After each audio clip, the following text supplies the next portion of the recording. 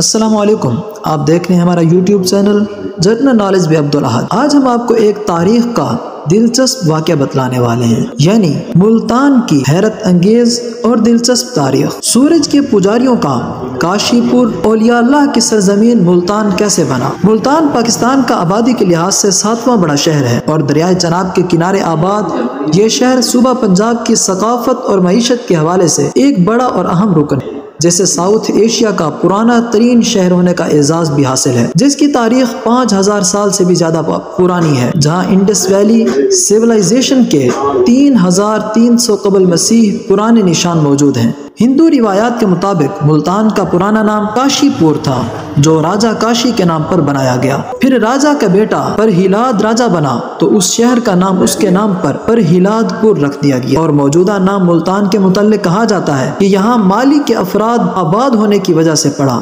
سنسکرت زبان میں آباد ہونے کو استحان کہتے ہیں، اور مالی قوم کے یہاں آباد ہونے پر اس شہر کو مالی استحان، جو بعد میں مالی تان اور پھر بدلتے بدلتے ملتان بن گیا۔ اسلام کی آمد سے پہلے یہ شہر سورج کے پجاریوں کا اہم شہر تھا، جہاں ان کا مشہور ٹیمپل ادیتیہ بنایا گیا تھا، اور اس شہر پر چڑھائی کے دوران الیگزینڈر یعنی سکندر اعظم نے اس ٹیمپل کا محاصرہ کیا، اور اس لڑائی کے دوران ایک زہر آلود تیر اسے لگا جو بالآخر اس کی موت کا باعث بنا۔ پھر 10ویں صدی میں اسماعیلیوں نے اسے گرا دیا اور یہاں اپنے فرقے کی اسماعیلی مسجد بنائی، جسے محمود غزنوی نے مسمار کر دیا۔ ملتان کی تاریخ پر نظر ڈالی جائے تو یہاں بہت سی قوموں نے حکمرانی کی۔ ایرانی مورخ فرشتہ کا کہنا ہے کہ یہ شہر نوح علیہ السلام کے بیٹے نے آباد کیا تھا، اور یہ شہر ٹریگرتا ایمپائرز کا حصہ رہا، اور مہابھارت کے مطابق کرکشترا جنگوں کے دوران ہندوؤں کا گڑھ مانا جاتا تھا۔